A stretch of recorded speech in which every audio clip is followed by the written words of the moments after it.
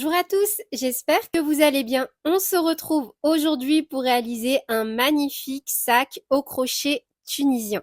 Le modèle que je vous propose aujourd'hui combine donc deux techniques, le crochet tunisien ainsi que le crochet standard. Je vais donc vous donner toutes les billes et astuces pour le confectionner. Cette vidéo est en collaboration avec Filati. J'ai donc utilisé mon fil The Tube composé de 60% de coton, 40% polyester. On est sur des pelotes de 200 grammes pour environ 114 mètres. Pour réaliser mon sac, j'ai donc utilisé deux pelotes et j'ai opté pour la teinte verte. On est sur un fil super quali et super sympa. Vous pouvez bien évidemment adapter ce tutoriel à n'importe quel fil, à n'importe quel matériel. Je vous laisserai en description un petit lien qui vous montre donc comment adapter n'importe quel tuto à votre matériel. Concernant le fil The Tube, on est vraiment sur un fil tout doux et ultra satiné, très facile à travailler et vraiment idéal si vous débutez le crochet et que vous souhaitez vous lancer dans la confection de vos premiers sacs et accessoires au crochet et au tricot. La fiche de réalisation est bien évidemment disponible directement dans le petit i en haut à droite ou sur mon site internet www.lecrochetdeplume.com. Vous pouvez d'ailleurs retrouver sur le site l'intégralité de mes leçons de crochet tunisien en pas à pas, vidéo, photos, tout ça disponible bien évidemment gratuitement. Et sur ce, on est parti avec le tutoriel. On va commencer par réaliser une maille chaînette avec un nombre pair de mailles en l'air.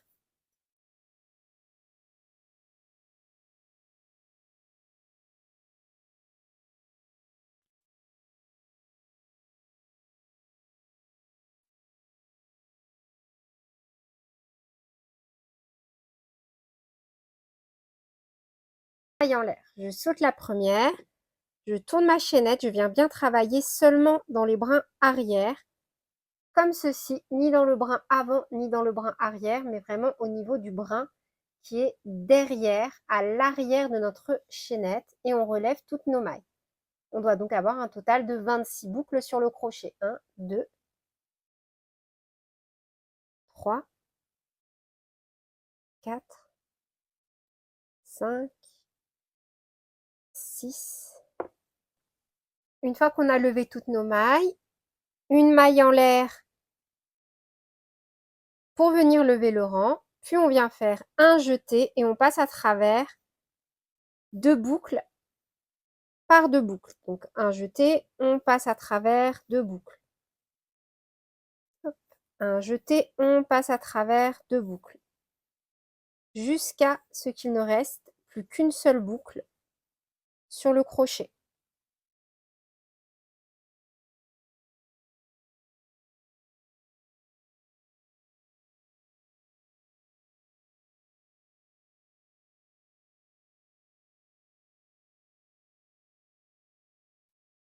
On va maintenant donc commencer notre point qui est donc la répétition de deux rangs. Donc pour ce premier rang, on va venir passer le crochet comme ceci sous les deux premières barres. Un jeté, on ramène.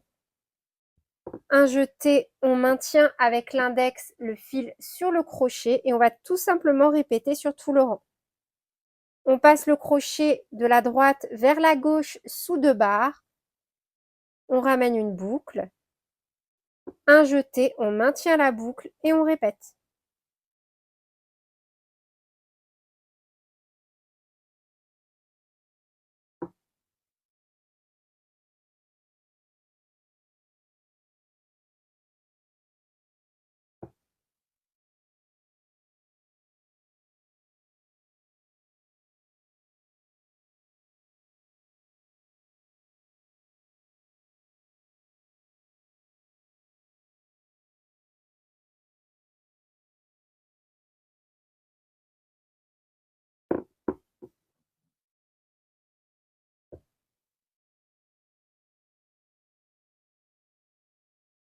On termine bien avec un jeté, on maintient, on pique dans les deux boucles ici, en fait dans la barre avant et dans la barre arrière, au niveau de notre dernière maille, un jeté et on passe à travers les deux boucles. En travaillant ainsi, on va vraiment avoir une jolie finition en forme de chaînette qui va apparaître sur la bordure de gauche ainsi que sur la bordure de droite. Donc, de nouveau, une maille en l'air, on passe à travers la première boucle pour lever le rang. Puis on vient rabattre toutes nos mailles deux par deux. Pour le rang numéro 2 de répétition, on va venir travailler dans la première barre, normalement un point tunisien simple, puis on répète. On pique dans une barre et dans deux barres, donc on passe sous une, deux barres, de la droite vers la gauche, on les rabat ensemble, un jeté, on maintient avec l'index et on répète sur tout le rang. Et cette fois-ci, on terminera ce rang avec un point tunisien simple.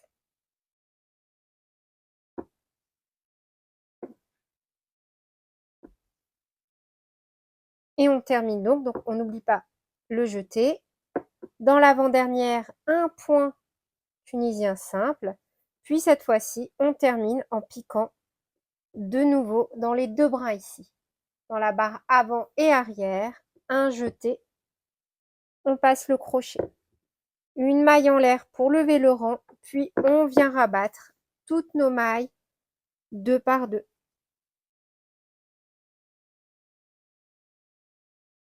On va donc répéter ces deux derniers rangs autant de fois que nécessaire jusqu'à obtenir les dimensions souhaitées. Si vous avez des difficultés avec ce point, pas de panique, je vous laisserai dans la description de cette vidéo un tutoriel en full pas à pas qui vous montre comment le réaliser. On réalise un total de 28 rangs. Donc, on sait qu'on a réalisé 28 rangs car on peut compter 28 mailles sur le bord du côté droit. 1, 2, 3, 4, 5, 6, 7, 8, 9, 10, 11, 12, 13, 14, 15, 16, 17, 18, 19, 20, 21, 22, 23, 24, 25, 26, 27 et 28. Maintenant, on va tout simplement venir travailler donc en maille coulée. On pique dans la deuxième barre à partir du crochet, un jeté, on passe à travers une boucle, puis à travers la deuxième boucle. Et on va faire ça en fait en piquant dans chaque barre. On vient faire à chaque fois une maille coulée. On doit avoir un total de 31 mailles coulées. Au passage, je vous recommande pour la suite de venir marquer la première maille, donc celle-ci, et on viendra également marquer la dernière. Donc on fait tout simplement une maille coulée dans chaque maille.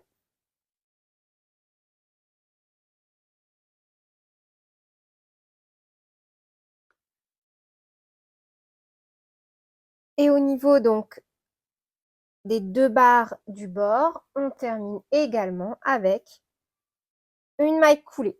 On vient faire une maille en l'air et on coupe en laissant un peu de fil.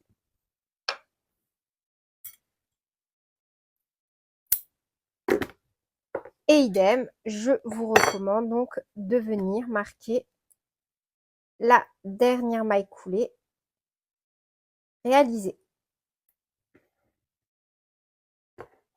Donc pour cette première étape, voilà le résultat et on va tout simplement répéter deux fois la même chose, sauf que on ne va pas couper notre fil au niveau de notre deuxième rectangle.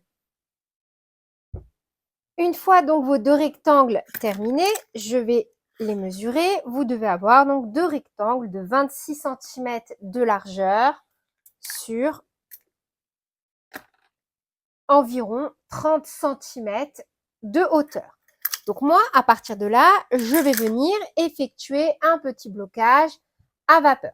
Pas de panique, si vous ne savez pas comment procéder, je vous laisserai dans la description de cette vidéo un tutoriel en pas à pas qui vous montre comment le réaliser. Puis, on passera ensuite à l'étape numéro 2. Une fois le blocage réalisé, on a un aspect plutôt droit et bien plat. Donc moi, je l'ai effectué au niveau de mes deux parties, tout simplement. Et maintenant, on va tout simplement passer à l'assemblage. Donc pour ça, directement dans la continuité, moi, je n'avais pas coupé mon fil au niveau donc de ma dernière maille coulée réalisée. Donc comme cette fois-ci, je vais travailler au crochet normal, je vais utiliser, alors vous pouvez si vous voulez utiliser le même crochet. Pour ma part, il est un peu grand et à ma droite tout de suite, j'ai une étagère, donc ça va être compliqué de continuer de crocheter au crochet tunisien. Je vais tout simplement donc utiliser un crochet taille numéro 7. On va commencer par faire donc 3 mailles en l'air. 1, 2 et 3. On va piquer de l'autre côté donc. Là, vous voyez, ici, c'est bien mon côté droit au niveau de mon motif. Donc, on va piquer ici. Le fil passe bien derrière le crochet. Pas au niveau de la maille coulée, de la première maille coulée, mais vraiment au niveau de la chaînette sur le côté.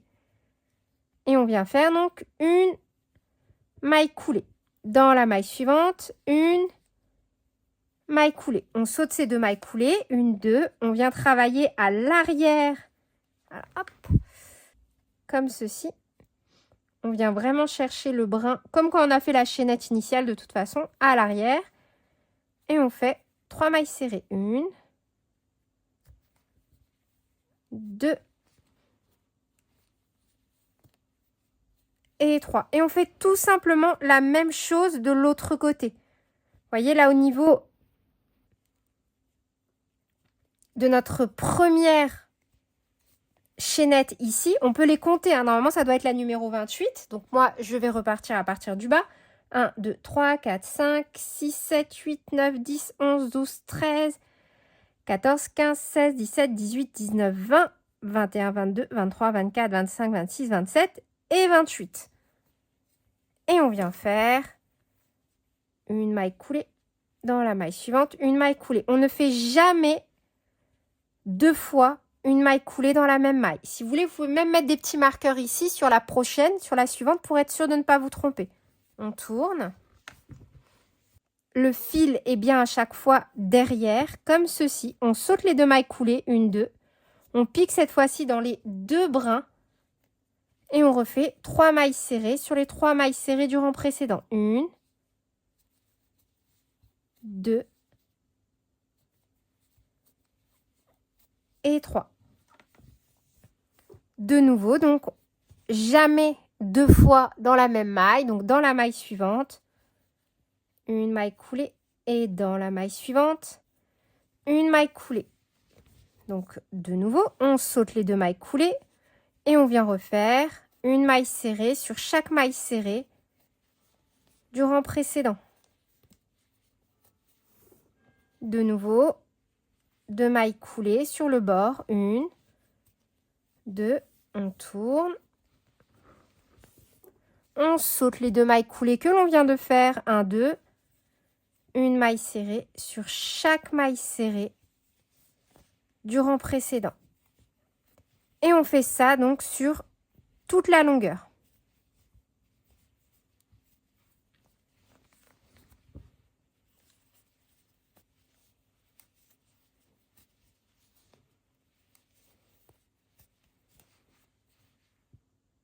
Et on termine donc forcément avec 2 mailles coulées, on les saute. Donc une fois qu'on a bien travaillé sur toutes nos mailles du bord, on atterrit de nouveau au niveau de la maille chaînette initiale. Une maille coulée, 2 mailles coulées. On les saute. Et en fait, on poursuit notre motif. Donc 3 mailles serrées, 1, 2 et 3. Et vous voyez, idem ici. On atterrit de nouveau au niveau de la maille chaînette. Et on refait donc 2 mailles coulées. 1, oups, et 2. On tourne. Donc on les saute et on refait 3 mailles serrées. 1, 2 et 3. Vous voyez? Et ainsi, l'angle s'est marqué tout seul. On a déjà réalisé donc tout ce côté-là. On va poursuivre sur le bas de l'ouvrage, de nouveau sur le côté, jusqu'à arriver ici, au niveau de nos dernières mailles du bord.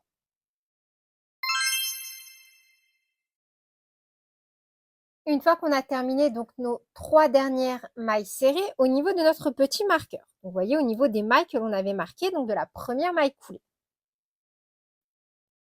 on va venir faire de nouveau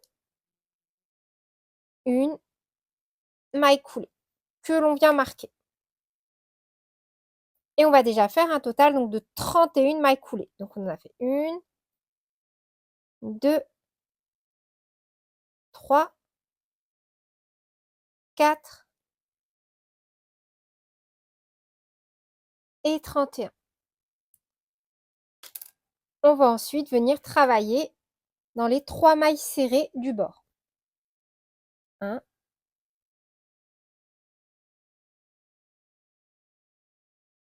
2,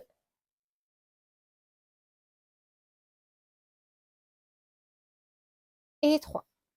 On saute les 2 mailles coulées, 1, 2, et on vient directement piquer au niveau, hop, vous voyez, de l'autre côté dans la première maille coulée qui nous a servi à venir réaliser la finition de notre point smoke. Et on refait tout simplement donc 31 mailles coulées. 1, 2 et 31. De nouveau, on saute les 2 mailles coulées, on pique directement dans la première maille serrée de la bordure du milieu et on refait donc 1, 2 et 3. On coupe notre fil en laissant environ 15 cm.